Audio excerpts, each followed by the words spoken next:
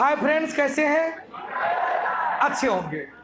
तो लगातार वीडियो जा रही है, आप लोग को मजा आ रहा होगा, आपकी तैयारी में चार चांद लगा होगा।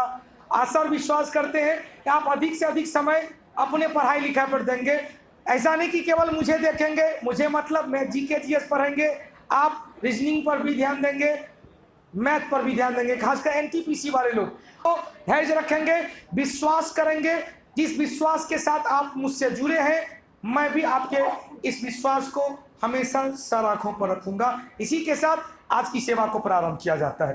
पहला क्वेश्चन है, पृथ्वी के गुरुत्वाकर्षण क्षेत्र की तीव्रता सबसे ज्यादा होती है दोनों ध्रुवों पर, जबकि सबसे कम विषुवत रेखा पर। डायरेक्ट आएगा, पृथ्वी पर सबसे ज्यादा गुरुत्वीय त्वरण का मान समुद्र तल पर होता है 9.8 मीटर प्रति सेकेंड स्क्वायर। समुद्र तल से जैसे जैसे हम ऊपर या नीचे जाते हैं, जी के मान में कमी होती जाती है। अंतरिक्ष में कृत्रिम उपग्रह में पृथ्वी के केंद्र में जी का मान 0 हो जाता है, लेकिन चंद्रमा पर पृथ्वी के तुलना में, कहेगा सर चंद्रमा पर भी वायुमंडल नहीं है, तो वहां तो जी का मान 0 होना चाहिए, लेकिन चंद्रमा का अपना कुछ मास है, द्रव्यमान है, अतः चंद्रमा पर वायुमंडल नहीं रहते हुए भी उसका अपना द्रव्यमान के कारण वहां भी गुरुत्वीय त्वरण स्थित है, तो पृथ्वी के तुलना में 1/6 हिस्सा है। 4 पॉइंट बना, 4 पॉइंट लिख लीजिए।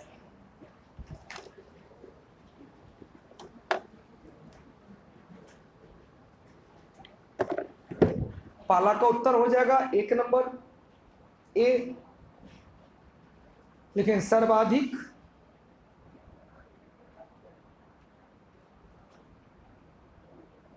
गुरुत्वाकर्षण तीव्रता या गुरुत्वीय त्वरण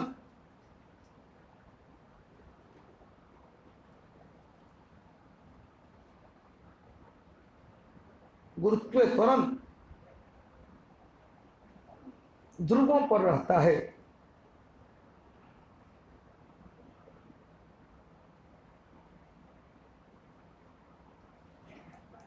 जबकि न्यूनतम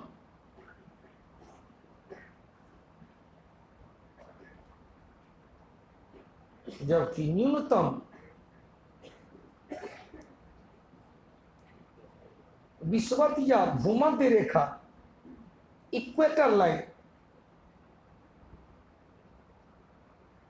भूमध्य रेखा पर होता है।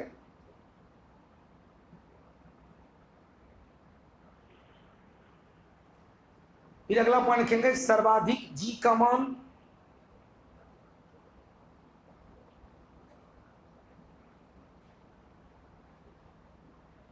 समुद्र तल पर, सी लेवल पर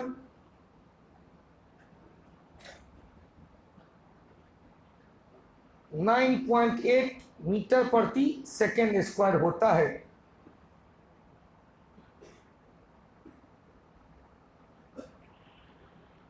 इससे ऊपर या नीचे जाने पर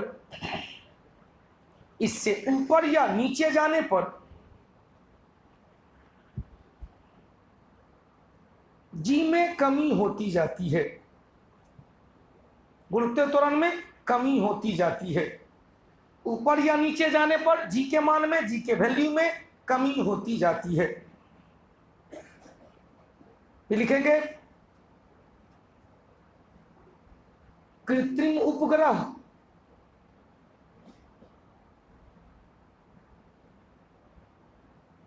अंतरिक्ष एवं पृथ्वी के केंद्र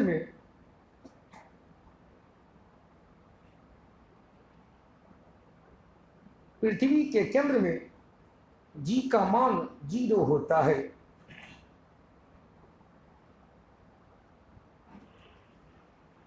जी का मान 0 होता है।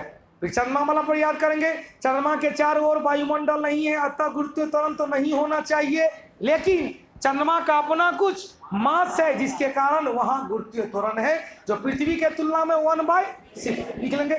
चंद्रमा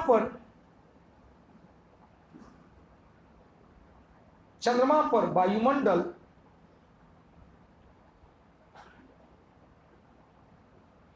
नहीं जाने के बावजूद भी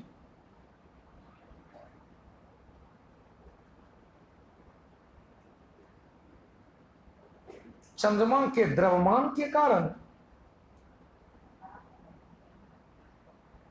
चंद्रमा के मास के कारण वहां गुरुत्व त्वरण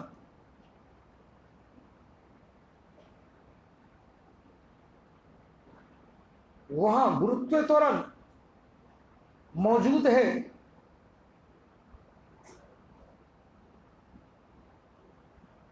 जो पृथ्वी की तुलना में वहां गुरुत्व त्वरण मौजूद है, जो पृथ्वी की तुलना में 1/6 होता है। 1/6 होता है। उत्तर भी निकल गया होगा चारों का चारों। दूसरा क्वेश्चन कह रहा है बाइसिकल हो या मोटर कार हो, कोई भी हो, तो चक्के पहिए में प्रयुक्त आरे जड़त्व आघूर्ण बढ़ाने के कारण बनाया जाता है। जड़त्व आघूर्ण बराबर मास इंटू दूरी का स्क्वायर, जड़त्व मोमेंट ऑफ इनर्शिया, जड़त्व आघूर्ण बराबर मास गुने किलोग्राम इंटू मीटर स्क्वायर। अब आइए कोणीय वेग एंगुलर वेलोसिटी और जड़त्व आघूर्ण के गुणनफल को कोणीय संवेग कहा जाता है, एंगुलर मोमेंटम कहा जाता है। क्वेश्चन पूछता है कि तैराक नदी में अपने शरीर को सिकोड़कर या फैलाकर अपनी गति में परिवर्तन कर लेता है, या कोई डांसर अपने हाथ को फैलाकर या सिकोड़कर अपने गति में परिवर्तन कर लेती है, या सर्कस में एक झूला से दूसरे झूला तक जाते समय खिलाड़ी अपने हाथ पैर फैलाकर या मोड़कर वायु में लूप लगाते हुए दूसरे झूला तक पहुंच जाता है। दोनों में रीजन क्या है? तो जैसे ही शरीर को सिकोड़ेगा तो आर घटेगा तो जड़त्व आघूर्ण घट जाएगा, कोणीय वेग बढ़ जाएगा, लेकिन कोणीय संवेग कांस्टेंट रहता है। तो कोणीय संवेग संरक्षण के सिद्धांत में यह सब बातें आएगा। जैसे ही वायु में लूप लगाता है, एक झूला से दूसरे झूला में जाने का प्रयास करता है, तो क्या करता है? शरीर को सिकोड़ लेता है। जैसे शरीर को सिकोड़ेगा आर घटेगा तो जड़त्व आघूर्ण घटेगा, कोणीय वेग बढ़ जाएगा और वायु में लूप लगाते हुए आसानी से दूसरा झूला पहुंच जाएगा। यदि हाथ को फैलाते हैं तो दूरी बढ़ जाएगा, दूरी बढ़ेगा तो जड़त्व आघूर्ण बढ़ जाएगा, कोणीय वेग घट जाएगा। हाथ को सिकोड़ेंगे जड़त्व आघूर्ण घट जाएगा, कोणीय वेग बढ़ जाएगा। तो कोणीय वेग बढ़ेगा तो जड़त्व आघूर्ण घटेगा, क्योंकि कोणीय संवेग को हमको क्या करना है? प्रिजर्व करना है, संरक्षण करना है। 2 पॉइंट लिख लेंगे। उत्तर क्या निकलेगा 2 का? ए नंबर मोमेंट ऑफ इनर्शिया, जड़त्व आघूर्ण बराबर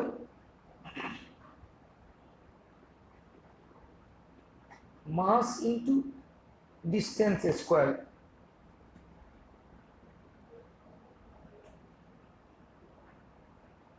मात्रक किलोग्राम इंटू मीटर स्क्वायर।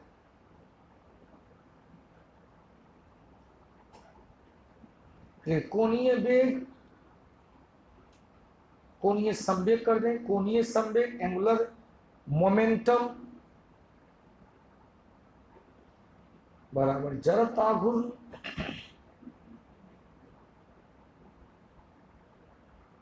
गुने एंगुलर वेलोसिटी, कोणीय वेग।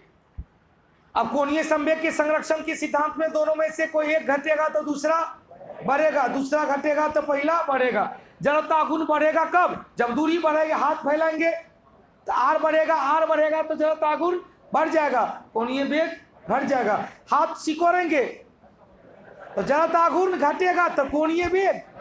कभी भी देखिएगा पानी में छलांग लेते समय पैर हाथ फैलाकर नहीं छलांग मारता है, पैर हाथ को सिकोड़ लेता है। जैसे सिकोड़ेगा तो जड़त्व आघूर्ण घटेगा, कोणीय वेग बढ़ेगा और वायु में लूप लगाते हुए पानी में गिरता है।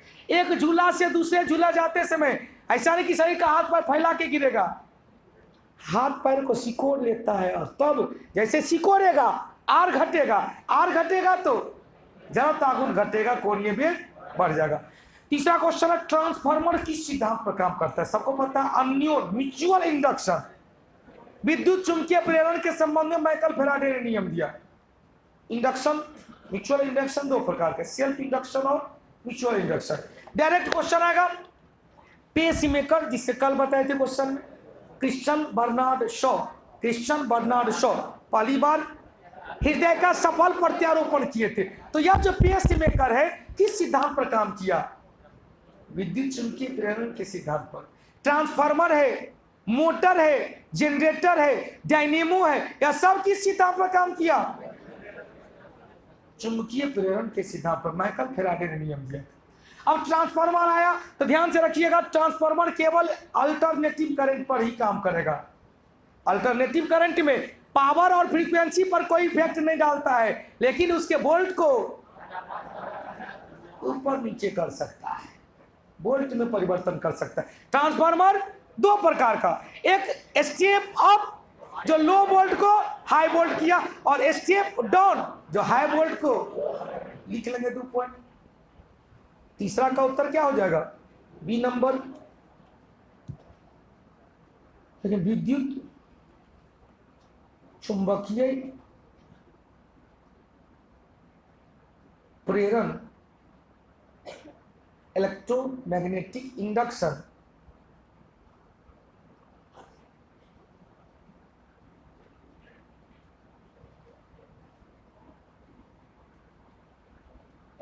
के सिद्धांत को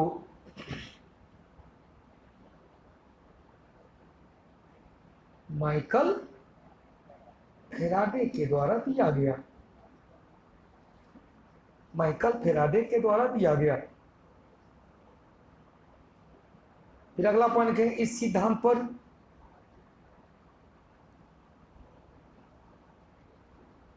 डायनेमो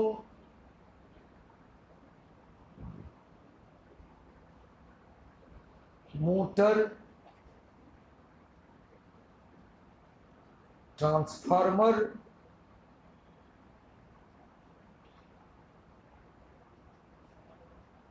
पेस मेकर,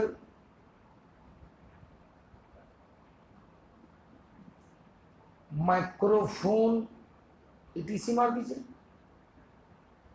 इत्यादि आधारित होता है।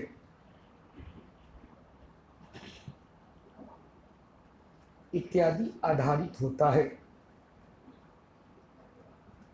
फिर अगला पॉइंट, ट्रांसफार्मर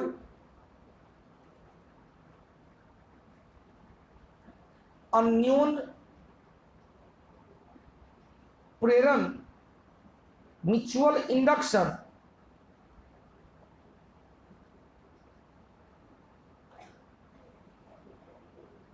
अन्योन प्रेरण म्यूचुअल इंडक्शन के सिद्धांत पर काम करता है।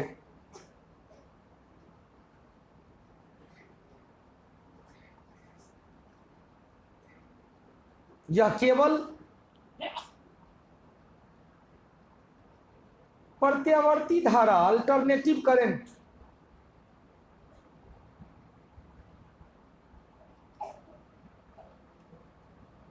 यह केवल प्रत्यावर्ती धारा के साथ ही काम करता है, यह केवल अल्टरनेटिव करंट के साथ ही काम करता है।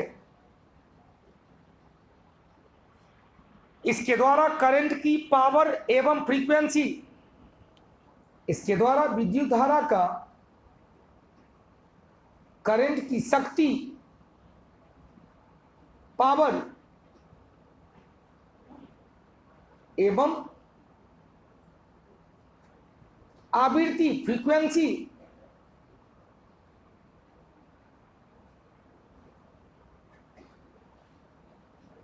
पर कोई प्रभाव नहीं डाला जाता है।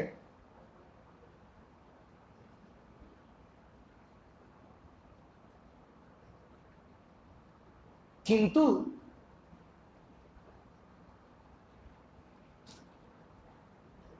इसके वोल्टेज में परिवर्तन कर दिया जाता है, वोल्ट में परिवर्तन कर दिया जाता है।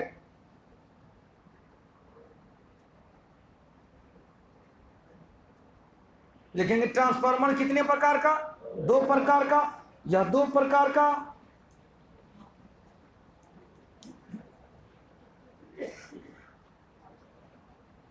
पहला स्टेप अप ट्रांसफार्मर,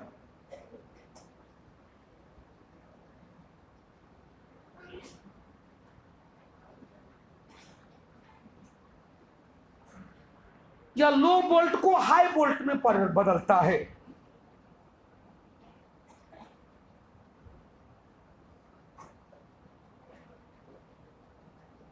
या लो को हाई में बदलता है।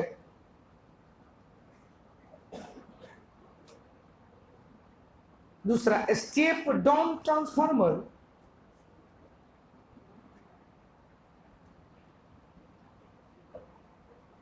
स्टेप डाउन ट्रांसफार्मर या हाई वोल्ट को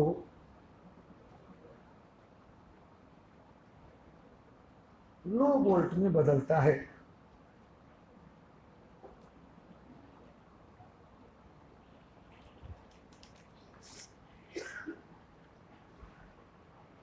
चौथा क्वेश्चन चले, वयस्क मानव के मस्तिष्क का वजन कितना होता है। देखो ऑप्शन इसमें एको को नहीं है, 1300 से 1400 ग्राम, लेकिन इसमें आसपास कौन है, 1200 से 1300, मार दीजिएगा 1200 से 1300, लेकिन एग्जैक्ट उत्तर क्या होगा, 1300 से 1400।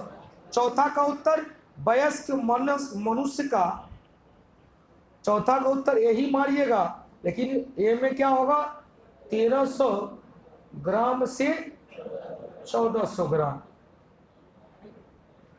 ऑप्शन के अभाव में आप उसको निकाल देंगे। अब आइए कुछ क्वेश्चन ले लें। हमारा जो मस्तिष्क है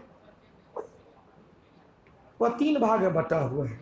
आइए चौथा क्वेश्चन का बताएं, वयस्क मानव का जो मस्तिष्क का वजन है कितना, 1300 से 1400 ग्राम। कुछ क्वेश्चन एक्स्ट्रा लीजिए। हमारा जो मस्तिष्क है वह 3 भाग में बटा हुआ है।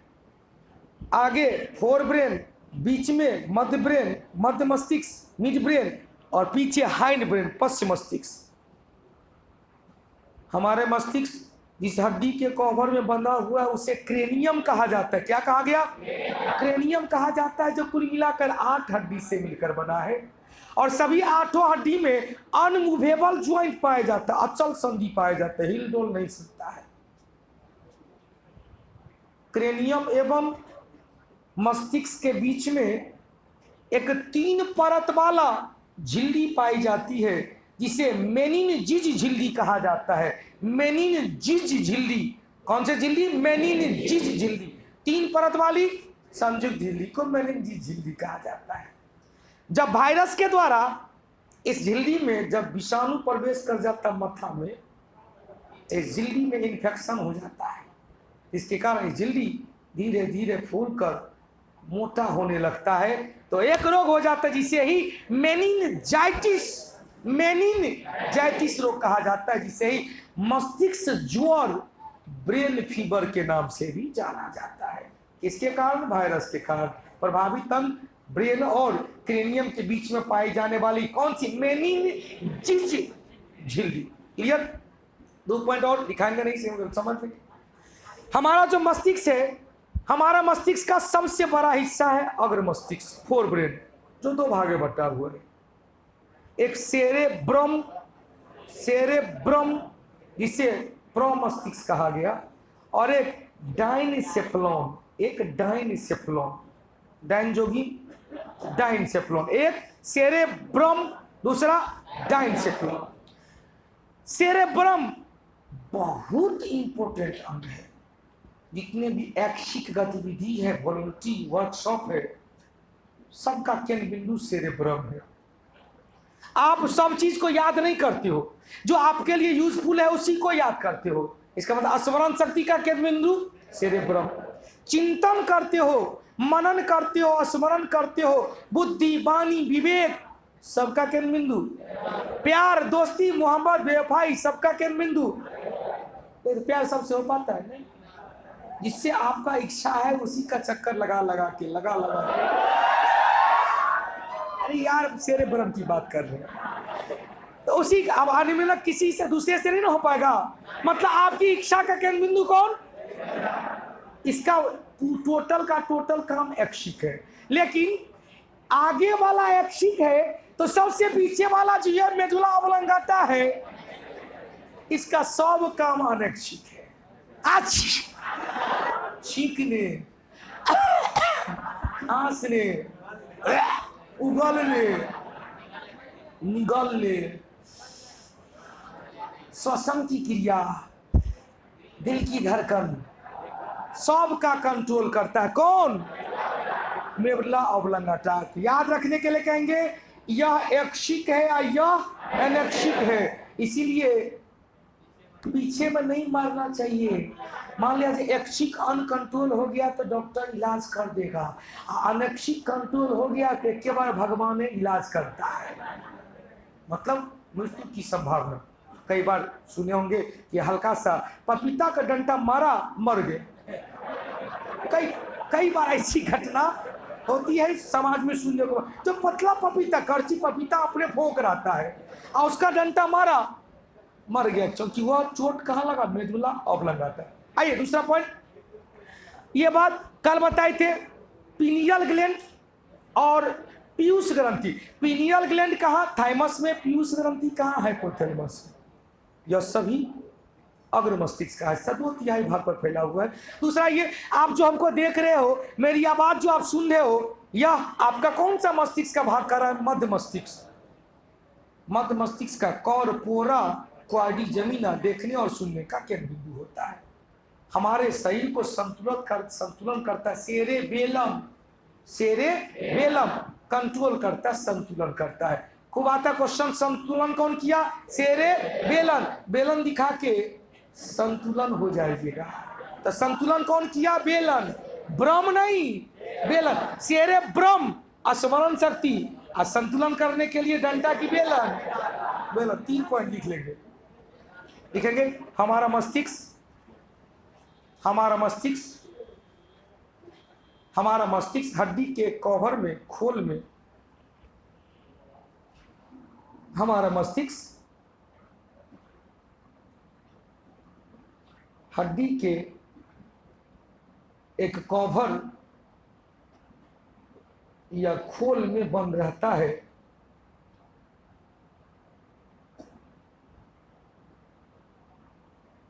खोल में बंद रहता है,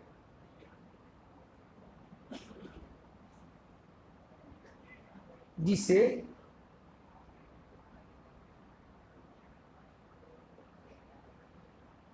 क्रेनियम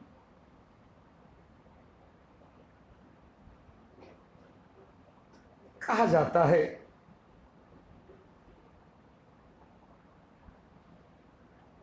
जो 8 हड्डी के संयोग से, 8 हड्डी से मिलकर, जो 8 हड्डी से मिलकर बना होता है।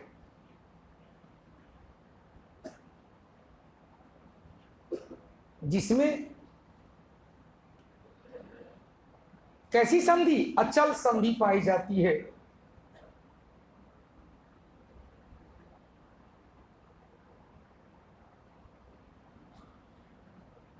जिसमें अनमूवेबल ज्वाइंट पाई जाती है। फिर लिखेंगे मस्तिष्क एवं क्रेनियम के बीच में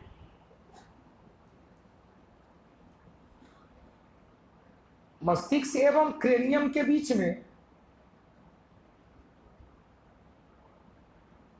मस्तिष्क एवं क्रेनियम के बीच में एक 3 परत वाली,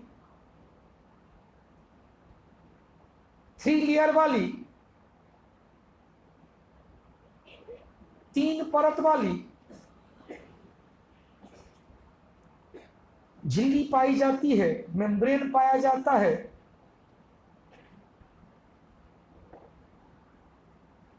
झिल्ली पाई जाती है जिसे मेनिंजेस झिल्ली कहा जाता है।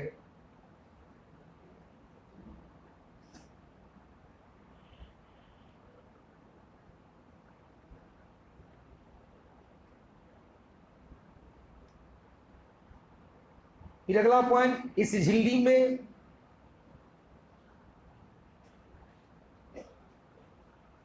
विषाणु या वायरस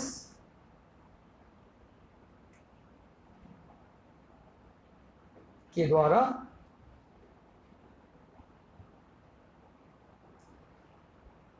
एक रोग उत्पन्न किया जाता है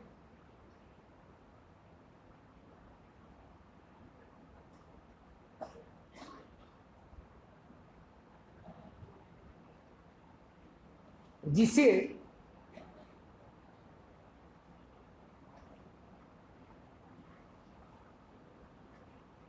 मेनिंजाइटिस रोग कहा जाता है।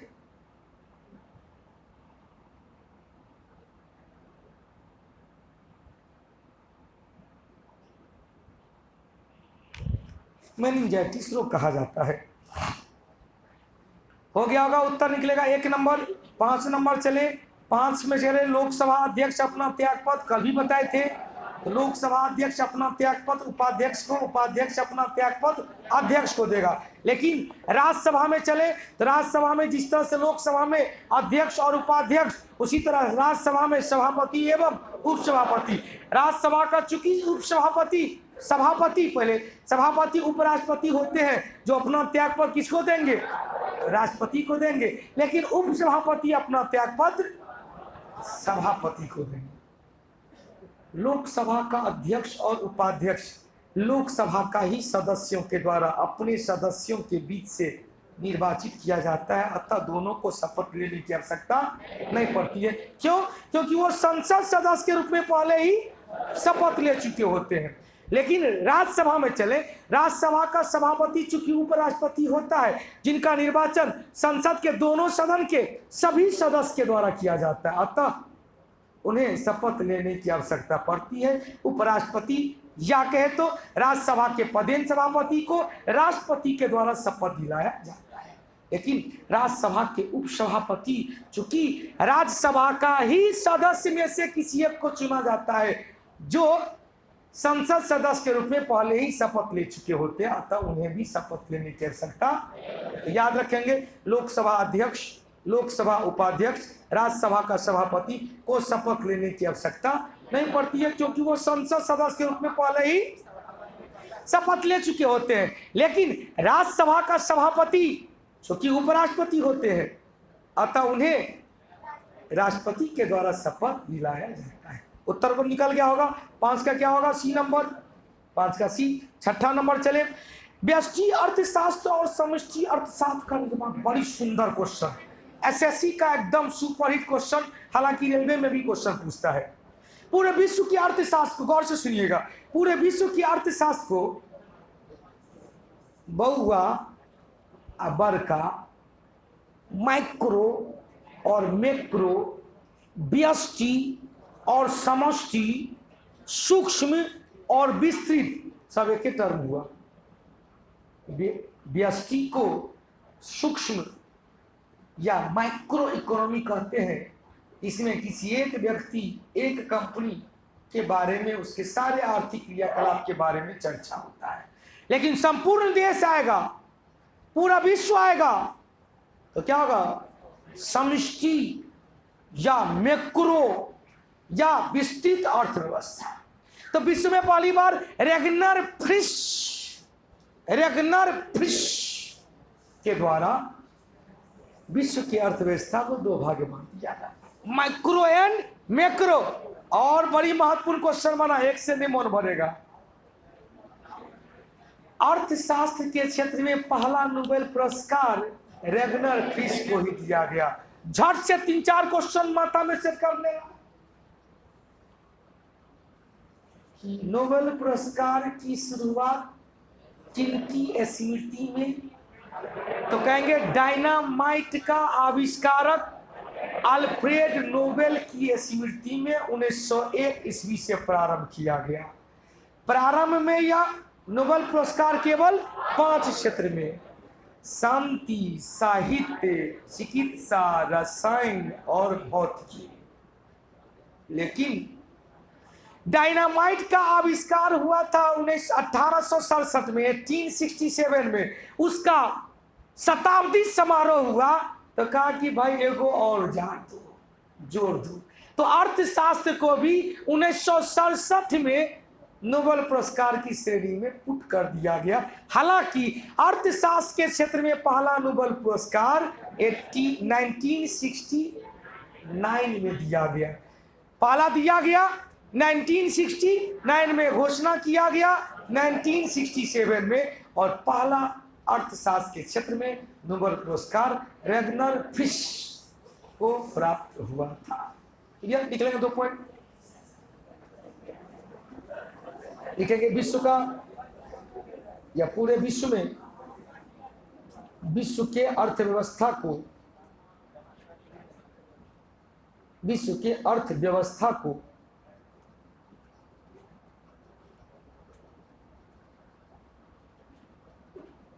सूक्ष्म या व्यष्टि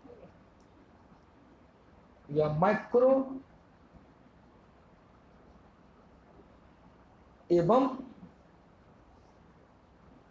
विस्तृत या समष्टि या मैक्रो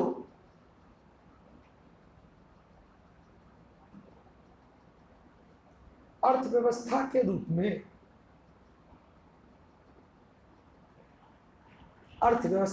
में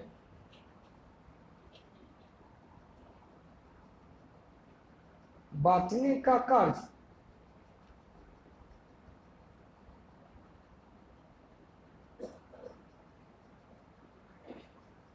रेगनर फिश के द्वारा किया गया।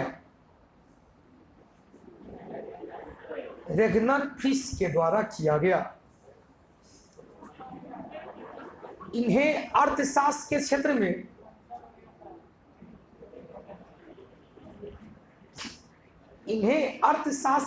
में पहला नोबेल पुरस्कार दिया गया। इन्हें अर्थशास्त्र के क्षेत्र में पहला नोबेल पुरस्कार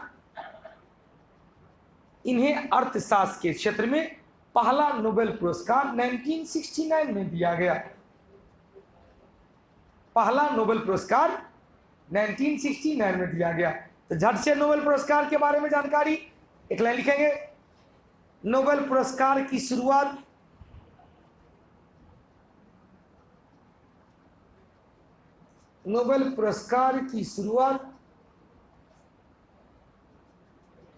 1901 ईस्वी में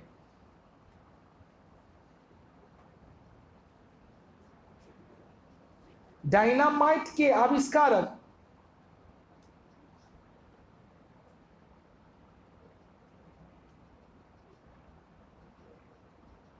स्वीडिश वैज्ञानिक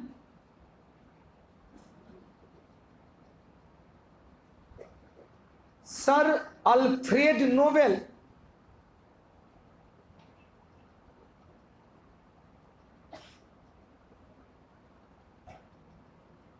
की स्मृति में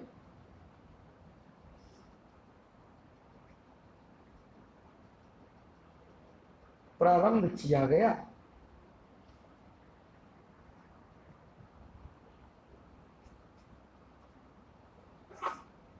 प्रारंभ में यह पुरस्कार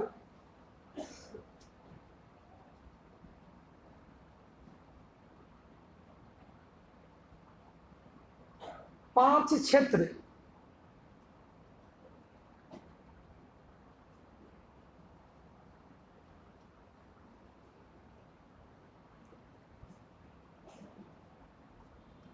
क्वेश्चन लिखेंगे। शांति, साहित्य, चिकित्सा,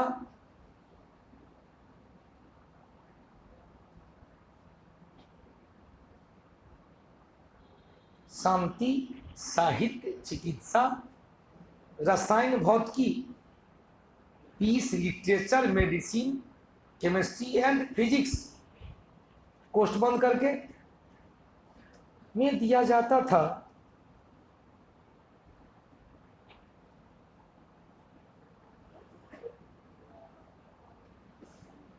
किंतु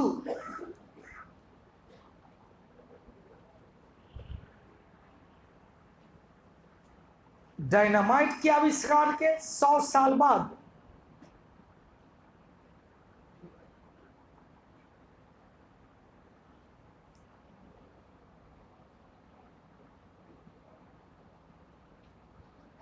डायनामाइट के आविष्कार के 100 साल बाद, यस ऐसे 100 साल के उपलक्ष्य में,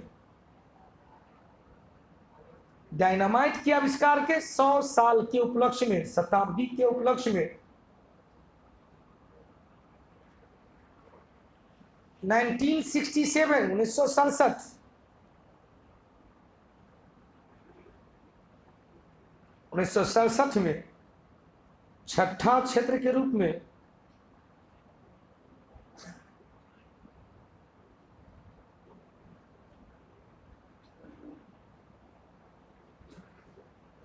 अर्थशास्त्र को भी जोड़ दिया गया।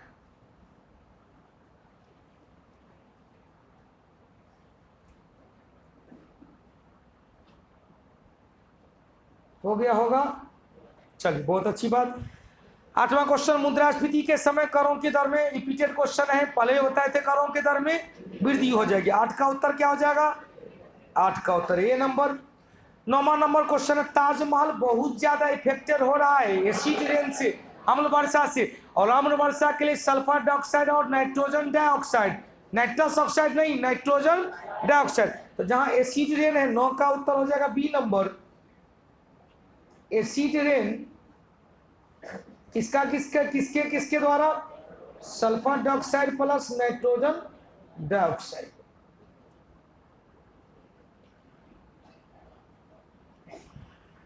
दसवां क्वेश्चन बड़ी ही सुंदर टॉपिक है। क्वेश्चन आ रहा है, भारत में राष्ट्रीय आय का आकलन कौन करता है? CSO, सेंट्रल स्टैटिस्टिकल ऑर्गेनाइजेशन, केंद्रीय सांख्यिकी संगठन, जिसकी स्थापना 1951 में हुआ। गौर से सुनिएगा, स्वतंत्रता प्राप्ति से पहले भी भारत के राष्ट्रीय आय के बारे में आकलन किया गया था। पहली बार भारत का ग्लैडस्टोन वयोवृद्ध दादा भाई नौरोजी ने 1868 में अपनी पुस्तक poverty and un British rule in India, poverty and un British rule India में भारत के गरीबी, भारत का राष्ट्रीय आय के बारे में प्रकाश डाला, जिसे बताया कि उस समय भारत में पर कैपिटा इनकम, प्रति व्यक्ति आय मात्र 20 रुपया था। एक वर्ष में 20 रुपया पर कैपिटा इनकम प्रति व्यक्ति आय। स्वतंत्रता प्राप्ति के पश्चात पीसी महालनोबिस की अध्यक्षता में 1949 ईस्वी में एक नेशनल इनकम कमेटी का गठन किया गया, राष्ट्रीय आय समिति का गठन किया गया। इसी समिति के रिपोर्ट के आधार पर 1951 ईस्वी में भारत में राष्ट्रीय आय का आकलन के लिए केंद्रीय सांख्यिकी संगठन का स्थापना किया गया, जिसका हेडक्वार्टर दिल्ली में है। यह मंत्रालय यह केंद्रीय सांख्यिकी एवं कार्य मंत्रालय के अधीन कार्य करती है। 2-3 पॉइंट लिख लेंगे, उत्तर तो निकल गया होगा, डी नंबर लिखेंगे। स्वतंत्रता प्राप्ति से पहले भी या स्वतंत्रता प्राप्ति से बहुत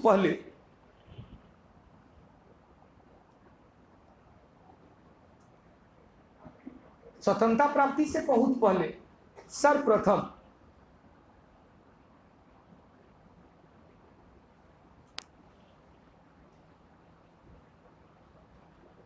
दादा भाई नौरोजी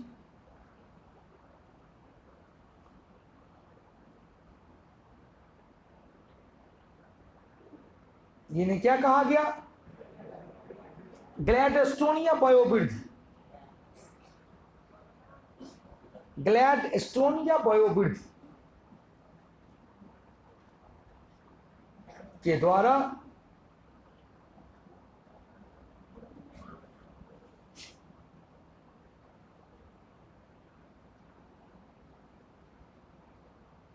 अपनी पुस्तक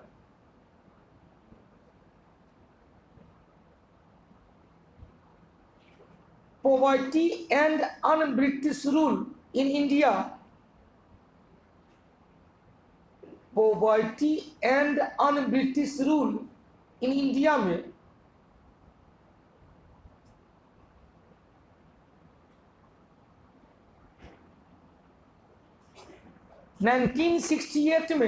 भारत का 1868 में भारत का प्रति व्यक्ति आय 20 रुपया बताया गया।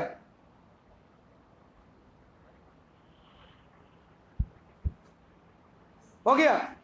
इसी पुस्तक में पहली बार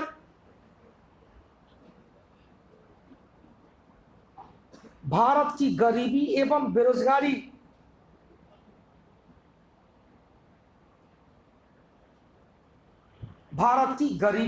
बेरोजगारी पर भी चर्चा किया गया।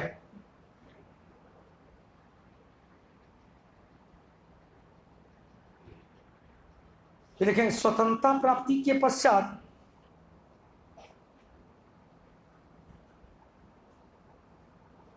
स्वतंत्रता प्राप्ति के पश्चात 1949 में 1949 में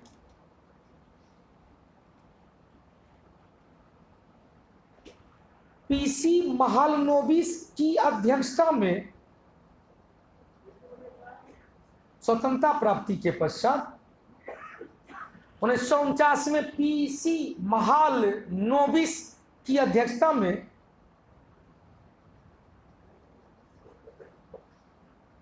राष्ट्रीय आय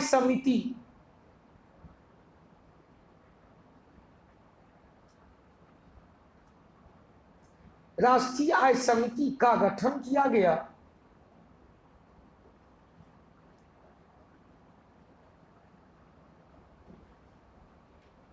जिसके सिफारिश पर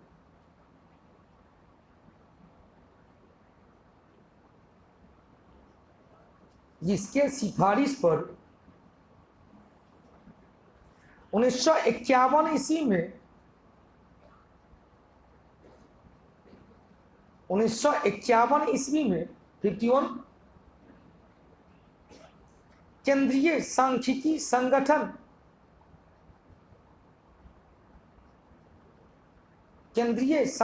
संगठन CSO का गठन किया गया,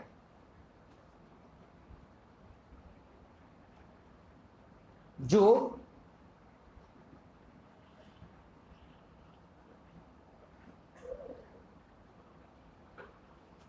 सांख्यिकी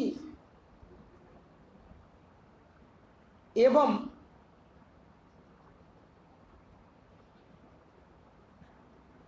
कार्यक्रम क्रियान्वयन मंत्रालय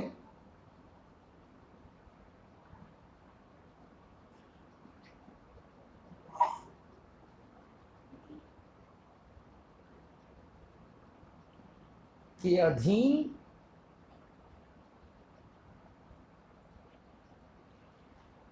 कार्य करती है।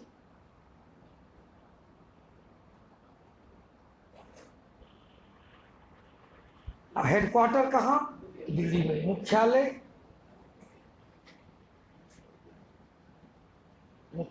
नई दिल्ली। स्टार्ट करें कहां तक? तो 11 नंबर क्वेश्चन, महात्मा गांधी ने क्या कहा? राजनीति और धर्म को साथ साथ चलना चाहिए। उत्तर क्या हो जाएगा? B number. 12 नंबर चले, एंजाइम क्या है भाई? सभी एंजाइम रासायनिक तौर पर प्रोटीन होता है, और सभी प्रोटीन रासायनिक तौर पर एमिनो एसिड होता है। सभी प्रोटीन रासायनिक तौर पर एमिनो एसिड होता है, लेकिन सभी एमिनो एसिड प्रोटीन नहीं होता। जल्दी से 2 पॉइंट लिखेंगे। उत्तर क्या होगा? बी नंबर, 12 का बी। सभी एंजाइम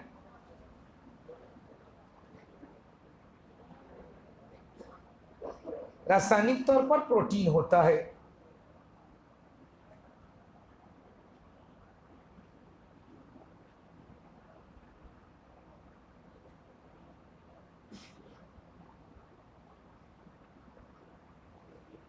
फिर दूसरा पॉइंट, सभी प्रोटीन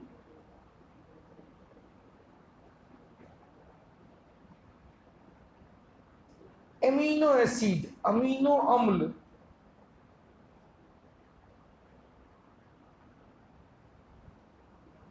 होता है, किंतु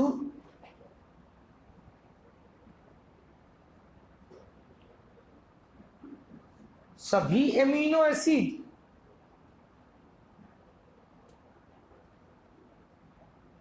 प्रोटीन नहीं होता है।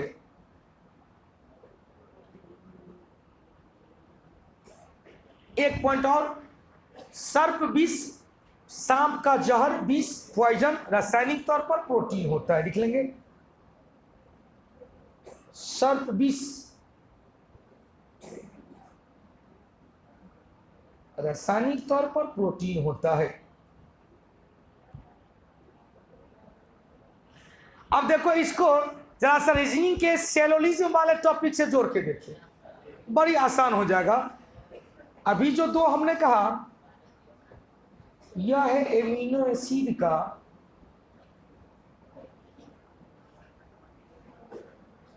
और यह है प्रोटीन का। तब फिगर से क्या क्या सिद्ध हो रहा है कि सभी प्रोटीन एमिनो एसिड है, लेकिन सभी एमिनो एसिड प्रोटीन नहीं है। उत्तर भी निकल गया।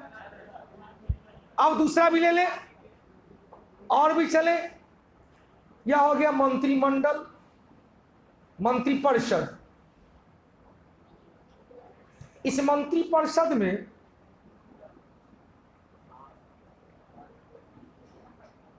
चार प्रकार का मंत्री,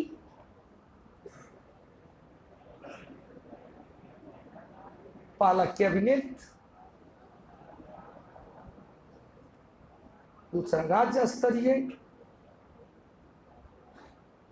तीसरा उपमंत्री और चौथा स्वतंत्र प्रभार वाला। बड़ी क्वेश्चन आया कि सभी कैबिनेट, स्क्रीन पर देखिएगा, सभी कैबिनेट मंत्री मंत्रिपरिषद का सदस्य है। कैबिनेट मंत्री को ही हम लोग कहते हैं मंत्रिमंडल। मंत्रिमंडल बराबर कैबिनेट मंत्री। किचन कैबिनेट कहा जाता है, किचन कैबिनेट। किचन में आपके घर में यदि 10 को गेस्ट आए तो किचन में सब गेस्ट को ले जाते हैं? नहीं ले जाते। जो आपका बड़ी क्लोज है वही देख रहे क्या बना रहे हैं, जरा देखे। सब नहीं ऐसा। आजकल में तो खैर, आजकल की तो बुरा मत मानिएगा आप लोग, आजकल में जो करना कर रहे, हम इतना बंटन के आए हैं यही किचन में जाने के लिए। लेकिन पहले के पार्टी फंक्शन में महिला लोग को जो बुलाया जाता था कामें करने के लिए, कोई प्याज काट रही है, कोई आलू छील रही है, कोई बोरी बना रही है, कोई कुछ। आजकल में कुछ नहीं, आजकल में तो पुरुष का वो छोटका झोरा और महिला का बड़का बैग, क्योंकि प्रत्येक ओकेजन में अलग अलग परिणाम। आजकल में बेचारे लोग भी जहां पर पार्टी फंक्शन होता है वो अभी बेचारे कैटरर को देख लेते हैं, क्योंकि काम धंधा होने वाला नहीं।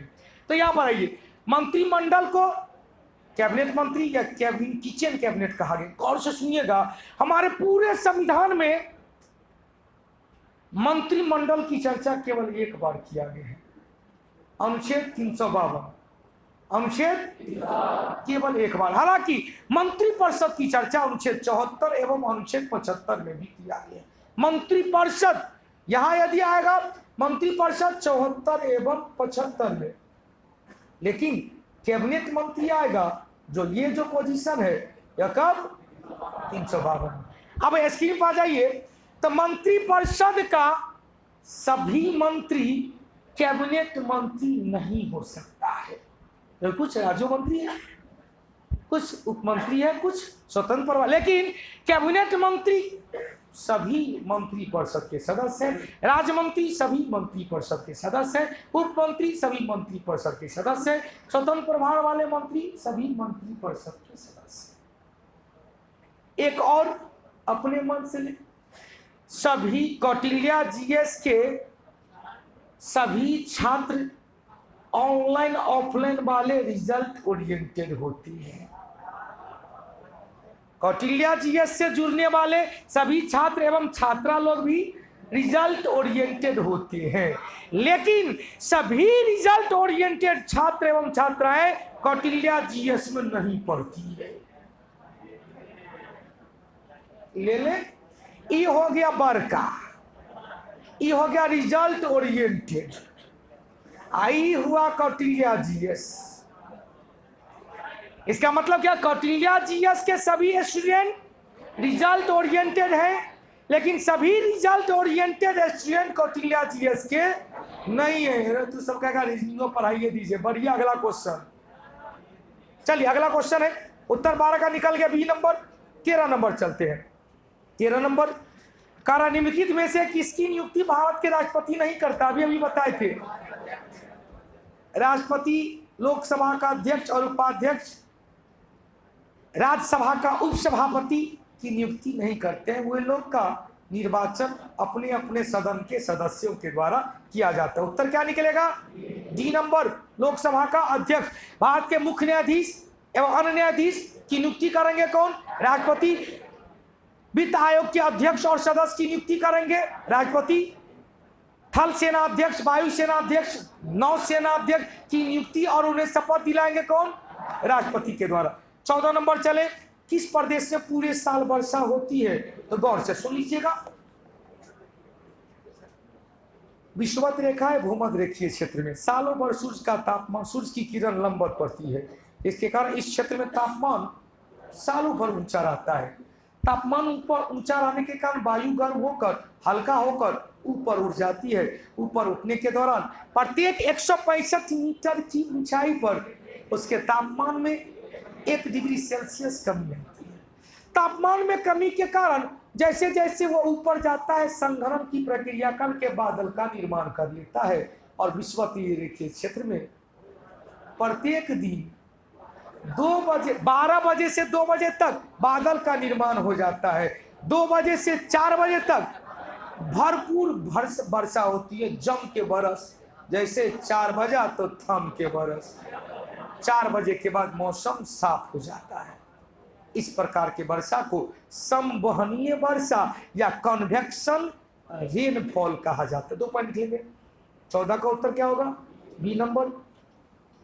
देखिए, विषुवत रेखीय क्षेत्र में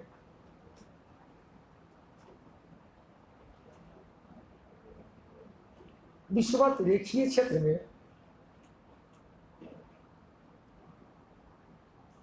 सालों भर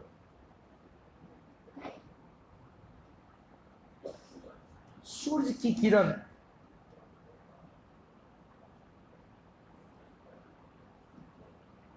लंबवत पड़ने के कारण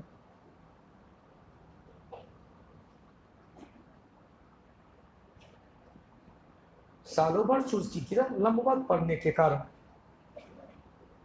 इस क्षेत्र का तापमान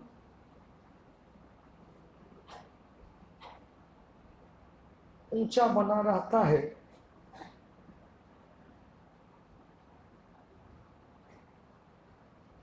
अतः यहां की वायु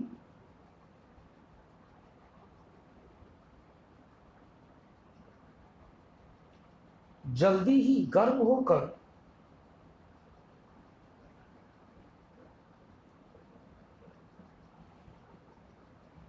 ऊपर उठ जाता है।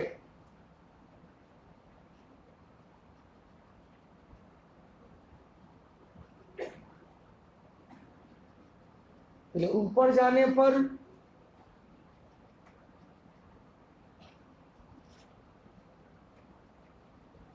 उसके तापमान में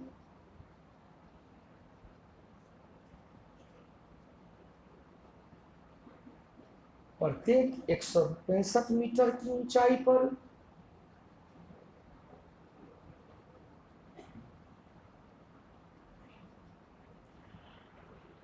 प्रत्येक 165 मीटर की ऊंचाई पर 1 डिग्री सेल्सियस की कमी होती है। 1 डिग्री सेल्सियस की कमी होती है, जिसके फलस्वरूप संघनन की प्रक्रिया करके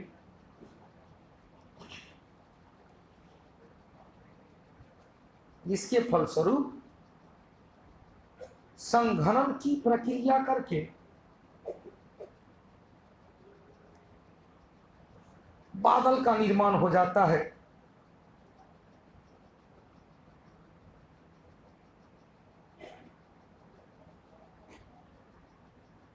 बादल का निर्माण, समय भी लिखेंगे बादल का निर्माण, समय भी लिखेंगे बादल का निर्माण प्रत्येक दिन दोपहर 12 बजे से 2 बजे तक हो जाता है।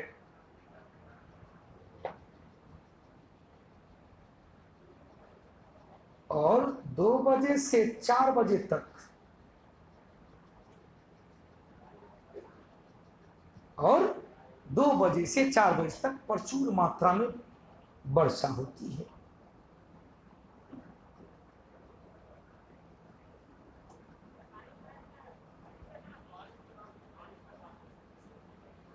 बारिश हो रहा है।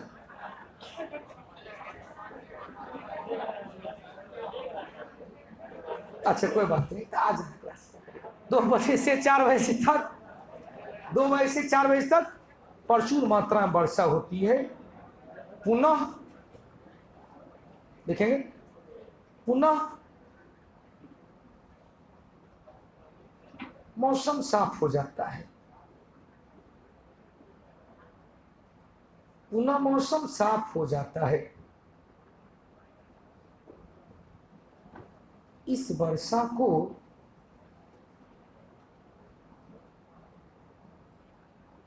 संवहनीय वर्षा,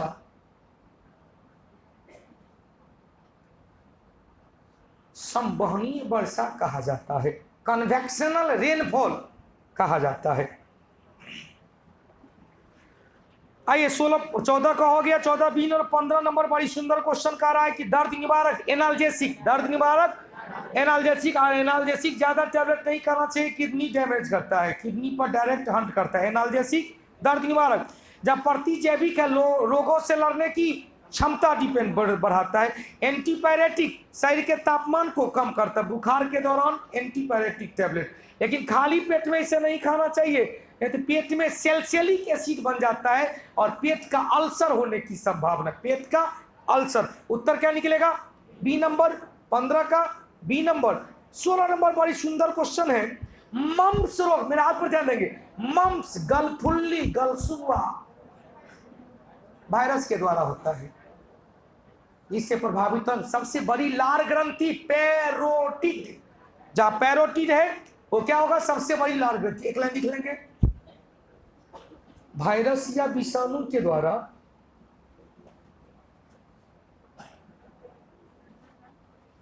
उत्तर 16 का 1,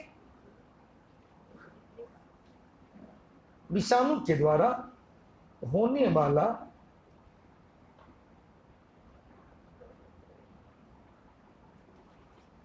गलसुआ, अंग्रेजी में कहेंगे मम्प्स,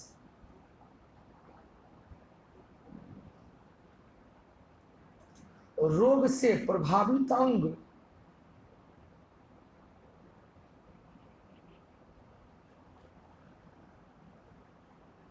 सबसे बड़ी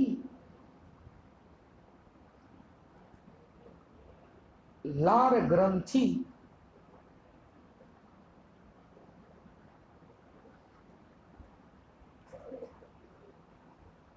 पैरोटिड, पैरोटिड ग्लैंड,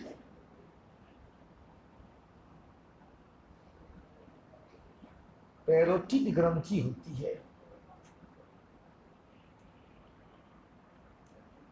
17 नंबर बड़ी सुंदर क्वेश्चन, एक और महत्वपूर्ण कह रहा, मानव शरीर का सबसे बड़ी मिश्रित ग्रंथि एक को है, ये बड़का हो या छोटका हो, एक को है पेनक्रियाज, जिसे अग्नाशय कहा जाता है। अब ग्रंथि से 5 क्वेश्चन बना। पहला क्वेश्चन, हमारे शरीर का लार्जेस्ट ग्लैंड लीवर है, जिसे जिगर या यकृत कहते हैं, जो एक बहिर्स्रावी ग्रंथि का उदाहरण है। हमारे शरीर का दूसरा सेकंड लार्जेस्ट ग्लैंड पेनक्रियाज है, जो एक मिक्स्ड ग्लैंड का उदाहरण है। हमारे शरीर का सबसे बड़ी इंडोक्राइन ग्लैंड अंतःस्रावी ग्रंथि अबटू ग्रंथि है, जिसे थायराइड ग्लैंड कहते हैं। हमारे शरीर की सबसे बड़ी लसिका ग्रंथि लिम्फेटिक ग्लैंड स्प्लीन या तिल्ली या प्लीहा है, जिसे आरबीसी का शमशान घाट, कब्रगाह या इमरजेंसी ब्लड बैंक कहा जाता है। सब बड़का बड़का हो ही गया, क्या वो छोटका भी याद करने में क्या दिक्कत है। हमारे शरीर का सबसे छोटी ग्रंथि पीनियल ग्लैंड है, कल शायद बताए थे, पीनियल ग्रंथि है, जबकि सेकेंड स्मॉलेस्ट ग्लैंड पीयूष ग्रंथि है। जल्दी से 5 पॉइंट लिख लेंगे। 17 का उत्तर क्या हो जाएगा? C number. लेकिन सबसे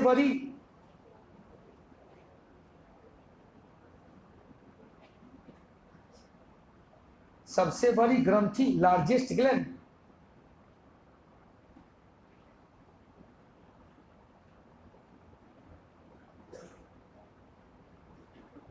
सबसे बड़ी ग्रंथि यकृत या जिगर या लीवर,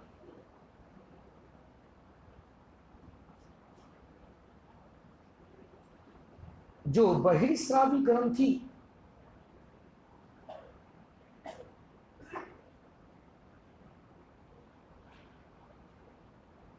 एक्सोक्राइन ग्लैंड है,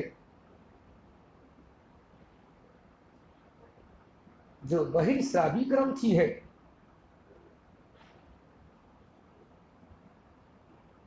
लेकिन दूसरी बड़ी ग्रंथि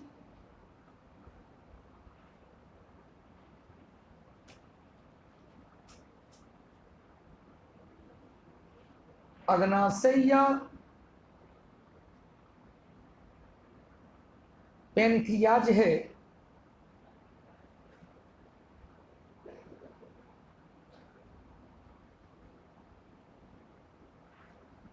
जो मिश्रित ग्रंथि है।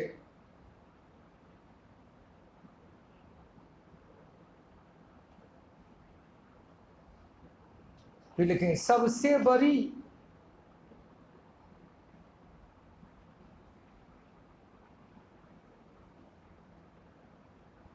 अंतःस्रावी ग्रंथि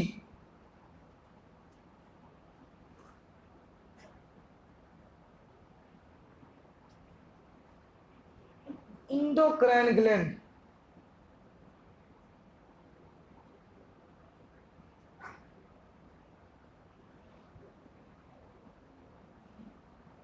अवटू ग्रंथि है,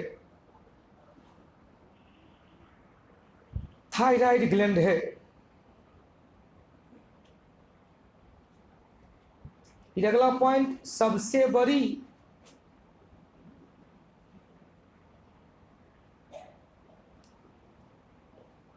लसिका ग्रंथि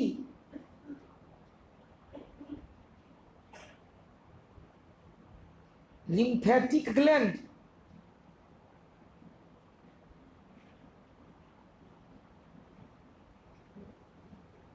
स्प्लीन या तिल्ली या प्लीहा है,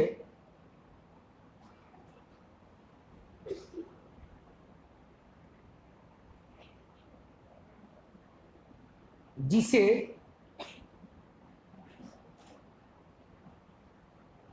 आरबीसी का कब्रगाह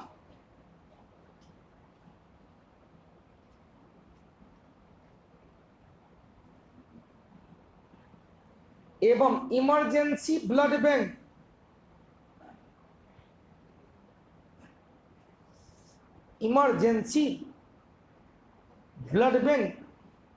कहा जाता है। इमरजेंसी ब्लड बैंक कहा जाता है।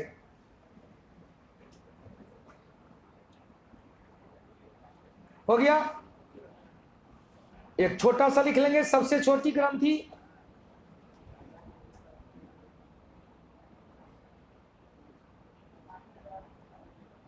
पीनियल ग्रंथि,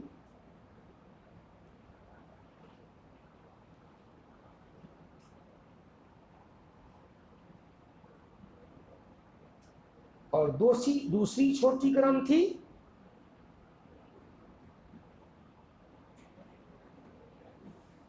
पीयूष ग्रंथि।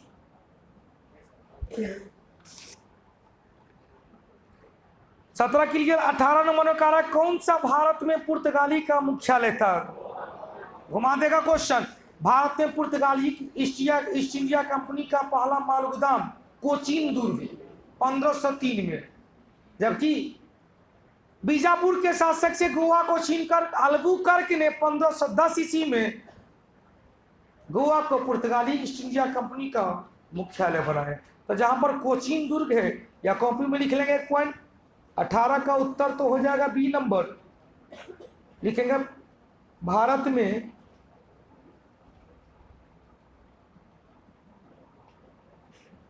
पुर्तगाली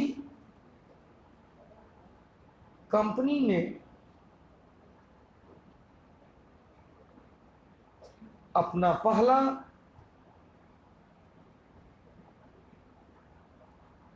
व्यापारिक कोठी माल गोदाम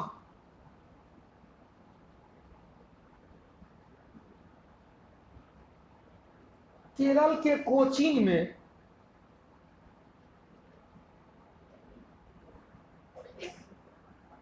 1503 में बनाया।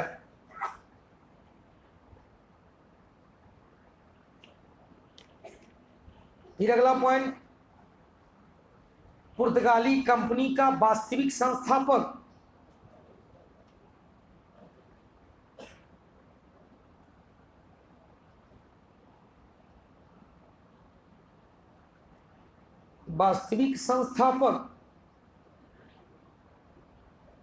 अल्बुकर्क के द्वारा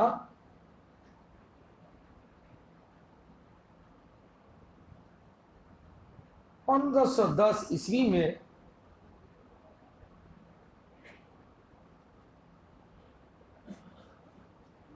बीजापुर के शासक से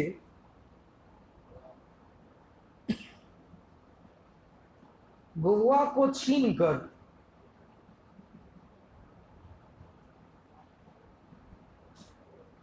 गोवा को जीतकर या छीनकर इसे पुर्तगाली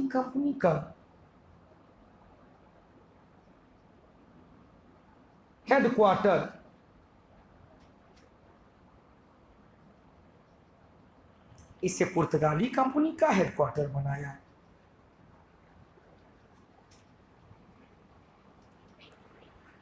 19 नंबर चले, भारतीय संसद में लोक लेखा समिति का अध्यक्ष कौन होता है? सबको पता है, विपक्षी दल का नेता। 2 मिनट सुनेंगे, लिखाएंगे नहीं।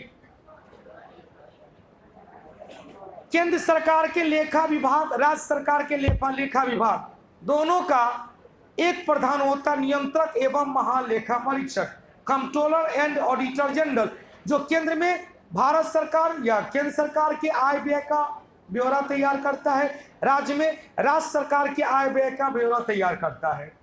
केंद्र सरकार के आय व्यय के ब्यौरा को राष्ट्रपति के पास प्रस्तुत करता है, राज्य सरकार के आय व्यय के ब्यौरा को राज्यपाल के पास प्रस्तुत करता है। राष्ट्रपति कैग के ब्यौरा को संसद में प्रस्तुत करवाते हैं, राज्यपाल कैग के ब्यौरा को राज्य के विधानमंडल में प्रस्तुत करवाते हैं। अब ब्यौरा तो आ गया, संसद में उस ब्यौरे की जांच होता है कि इन्होंने जो रिपोर्ट तैयार किया क्या गलत है क्या सही है। जांच के लिए लोक लेखा समिति, जिसे प्राक्कलन समिति का जुर्वा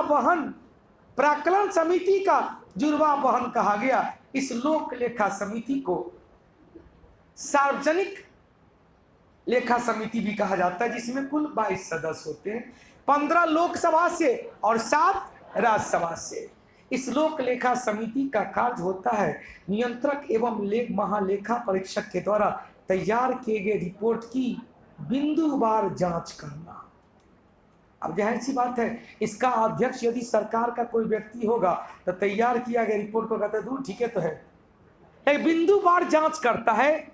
अतः सामान्यतः इसका अध्यक्ष विपक्षी दल का नेता। उत्तर क्या निकलेगा? विपक्षी दल का नेता। कुल कितने सदस्य? 22 सदस्य, 15 लोकसभा से, 7 राज्यसभा से। कार्य क्या है? नियंत्रक एवं महालेखा परीक्षक के द्वारा तैयार किए गए रिपोर्ट की बिंदुवार जांच करना। प्राक्कलन समिति का जुर्वा वहन लोक लेखा समिति। आइए अगला क्वेश्चन, उत्तर भी निकल गया होगा। 19 का 1 नंबर। 20 नंबर, दुनिया का सबसे बड़ा समुद्र दक्षिणी चीन सागर है। दक्षिणी चीन सागर सबसे बड़ा समुद्र कहाँ है? दक्षिणी चीन सागर प्रशांत महासागर का सीमांत सागर है। प्रशांत महासागर का सीमांत सागर। झेलम नदी का स्रोत क्या है भाई? कश्मीर, जम्मू कश्मीर का वेरीनाग झील। झेलम नदी से 5-6 क्वेश्चन बनता है, बड़ी सुपर हिट। झेलम नदी बूलर झील से होकर प्रवाहित होती है। बूलर झील से होकर प्रवाहित होती है, जिसके कारण बूलर झील को भारत का सबसे बड़ा मीठे या ताजे पानी का झील कहा जाता है। झेलम नदी के किनारे श्रीनगर स्थित है। बूलर झील भी श्रीनगर में है। इसी नदी और बूलर झील के बीच में तुलबुल परियोजना है। खूब पूछता, तुलबुल परियोजना किस नदी पर? झेलम नदी पर। तो यूट्यूब के लिए बस इतना। फिर से मैं बता दूं, खूब पढ़ें, पढ़ने का कोई विकल्प नहीं। कोई दैवीय शक्ति आपको पास नहीं कराएगा, आपका कर्म ही आपको पास करवाएगा। कोई हम यदि आपको कह दे कि बेटा इतना पढ़ लो पास हो जाएगा, कोई जरूरी नहीं कि जितना भी देख रहा है लोग सब देख रहा होगा, लेकिन पास वही करेगा जो अपनी चीज, जो मेरे चीज को आत्मसात करेगा, बार बार रिपीट करेगा। आप इससे चीज रिलेटेड चीज को और पढ़ेगा, पास उन्हें किया जाता है। पास करने के लिए आपको सबसे अलग करना पड़ता है। जिस तरह से आप गार्डन में जाते हो और आपका पहला नजर गुलाब पर पड़ता है और चाहते हो कि गुलाब पर मेरा हक हो, उसी तरह से आप में भी वो कैरेक्टर होना चाहिए कि एग्जामिनर को पहला नजर में आप भा जाए और पहले नजर में आपको एसएससी रेलवे खींच ले कि नहीं बउआ आइए आपका वेलकम है। इसके लिए आपको जरूर कुछ हट के तैयारी करना पड़ेगा। भीड़ से जब तक हट के तैयारी नहीं करेंगे, भीड़ का हिस्सा बनेंगे, तब रिजल्ट आने में थोड़ी कठिनाई होगी। अतः भीड़ का हिस्सा बनते हुए कुछ अलग लीक में चल जाना है, पास कर जाइएगा। आशा और विश्वास करते होंगे यह वीडियो भी आपको अच्छा लगा होगा और खूब सब्सक्राइब करें, अधिक से अधिक लोगों तक इसको पहुंचावे इस चैनल को, ताकि इस एनटीपीसी में चारों ओर कौटिल्या कौटिल्या नजर आवे। इनकलाब जिंदाबाद। इसी शुभकामना के साथ सजग रहेंगे, जागृत रहेंगे। जय हिंद, जय भारत, जय कौटिल्या। धन्यवाद।